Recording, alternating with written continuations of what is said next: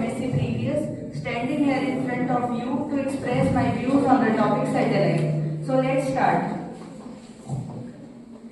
Contents of my topic is satellite, types of satellite, types of artificial satellite, its working, advantages and disadvantages. Satellite, first of all हम बात करें तो हम जब sky में देखते हैं तो हमें बहुत सी चीजें, बहुत ऑब्जेक्ट्स वगैरह दिखाई देते हैं, जैसे अर्थ तो नहीं दिखाई देती है, सन, मून एक्सेट्रा हमें दिखाई देते हैं। तो हम बात करें उन्हीं में से कुछ होती है सैटेलाइट। हमने ऑब्जर्व किया है क्या होती है सैटेलाइट। सैटेलाइट ऐसा कोई ऑब्जेक्ट, ऐसी कोई सेलेस्टियल बॉडी जो किसी अपने से बड़े ऑब्जेक्ट या प्लेनेट के चारों तरफ रिवॉल्व करती है, उसकी स्टडी करती है, उसे हम सैटेलाइट बोलते हैं।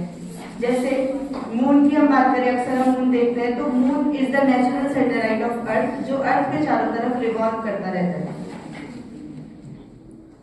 अब बात करें सैटेलाइट के टाइप्स की, तो सैटेलाइट दो टाइप्स का होता है, एक नेचुरल सैटेलाइट, एक आर्टिफिशियल सैटेलाइट।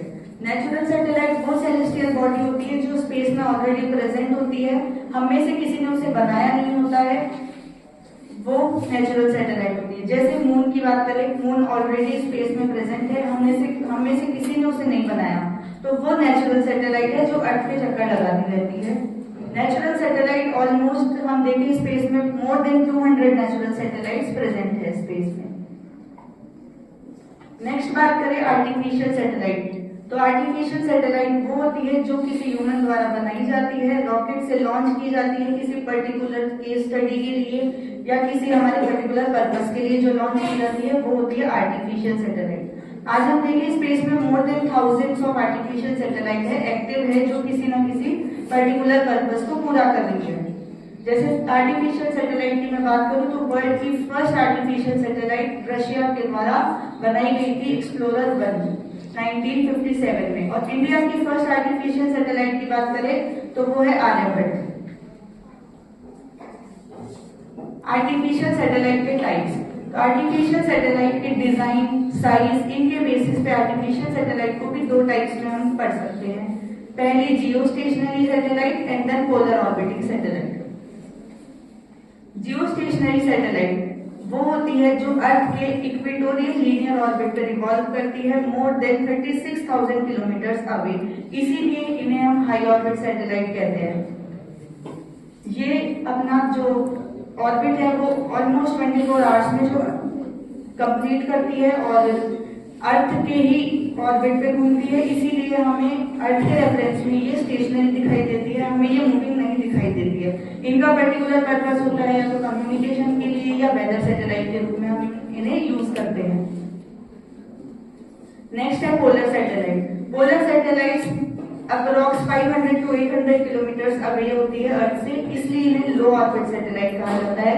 ये अर्थ के पोल्स के थ्रू रोटेट करती है और साइज में भी छोटी होती है, इसीलिए इन्हें लो ऑर्बिट सैटेलाइट कहा जाता है। इनका पर्पस जैसे टेलीफोन कॉल्स को ट्रांसफर करना, यूनिवर्स की स्टडी करना, इसके लिए इन्हें बनाया जाता है। अब बात करें एप्लीकेशंस ऑफ आर्टिफिशियल सैटेलाइट की, तो बहुत सारे काम होते हैं आर्टिफिशियल सैटेलाइट के, जिनमें से हम कुछ यहाँ स्टडी करेंगे। जैसे फर्स्ट हम बात करें टेलीकम्युनिकेशन की, यानी हम यहाँ बैठे हैं, हमें किसी दूर बैठे पर्सन से कम्युनिकेट करना है, उस तक अप्रोच करनी है, तो उसके लिए हम सैटेलाइट का यूज करते हैं। हमें नहीं पता होता कि वो किस तरह वर्क करती है, लेकिन काम वह सैटेलाइट का ही होता है। उसके बाद करें मॉनिटरिंग की बात, तो मॉनिटरिंग यानी किसी पर्टिकुलर एरिया के बारे में कोई पर्टिकुलर स्टडी करनी होती है, उसके लिए साइंटिस्ट या कोई पर्टिकुलर पर्सन सैटेलाइट का यूज करता है। नेक्स्ट हम बात करें कि ये साइंटिस्ट को अपडेट रखती है फॉर वेदर फोरकास्टिंग के लिए या कोई नेचुरल फिनोमेना के लिए, पहले से ये हमें प्रेडिक्ट करती है कि ऐसा कुछ होने वाला है। नेक्स्ट आर्टिफिशियल सैटेलाइट हमें अंडरग्राउंड वाटर रिजर्व्स के लिए या वाटर लेवल के बारे में बताता है। नेक्स्ट ये हमें किसी एयरप्लेन की एग्जैक्ट लोकेशन के बारे में भी ट्रैक करने में हेल्प करता है। नेक्स्ट है वर्किंग ऑफ सैटेलाइट की, आर्टिफिशियल सैटेलाइट आखिर काम कैसे करती है। तो हम बात करें सैटेलाइट्स में कुछ कैमरास, इंस्ट्रूमेंट्स या ऐसे कुछ पर्टिकुलर थिंग्स लगी होती है जिनके वजह से वो काम करता है, अपने ऑर्बिट पे रिवॉल्व करता है। तो देखेंगे सैटेलाइट वर्क कैसे करती है। तो हम बात करें कि हमारे डेली लाइफ में सैटेलाइट कहाँ यूज होती है, वो होती है कम्युनिकेशन के लिए। तो कम्युनिकेशन के लिए या फिर कुछ इंटरनेट पे हम लोग सर्च करते हैं तो वो हमें उसका रिजल्ट कैसे क्या मिलता है उसके बारे में हम जानेंगे इस वीडियो के थ्रू। तो हम सोचते हैं कि हम कुछ ऑनलाइन काम कर रहे हैं या इंटरनेट पे कुछ सर्च कर रहे हैं, तो हमने वो इंटरनेट पे सर्च किया, देन वो जो हमारा इनपुट होता है वो इंटरनेट सर्विस प्रोवाइडर ISP के थ्रू सैटेलाइट तक पहुंचाया जाता है। सैटेलाइट का काम होता है उस सिग्नल को कन्वर्ट करती है, एम्पलीफाई करती है, उसके बारे में स्टडी करती है और हमारे लिए जो यूजफुल डेटा होता है जिसकी हमें रिक्वायरमेंट होती है वो हम तक पहुंचाती है। वो किस तरह से कि सैटेलाइट से जो डेटा होगा वो ट्रांसपॉन्डर्स के थ्रू किसी सिग्नल तक या मॉडेम तक पहुंचाया जाता है। मॉडेम उसको हमारे कंप्यूटर में डिस्प्ले करती है हमारी लैंग्वेज में, क्योंकि सैटेलाइट हमारी लैंग्वेज में वर्क नहीं करती है। तो इस तरीके से हमारे डिश तक आता है या मॉडेम तक आता है, फिर वो हमें कंप्यूटर पे डिस्प्ले होता है जो भी हमारे लिए यूजफुल डेटा होता है वो।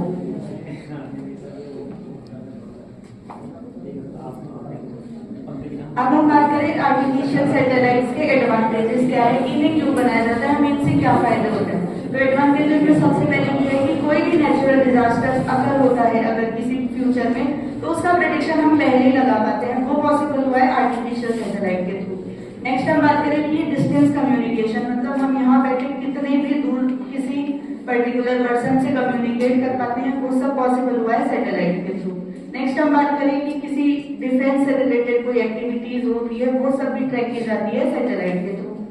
नेक्स्ट है वेदर फोरकास्टिंग, जैसे हमें पता होता है कि बारिश कब आने वाली है, आज कितनी धूप रहेगी, आज कितनी ठंड रहेगी, ये सब हमें सैटेलाइट के थ्रू पता चलता है।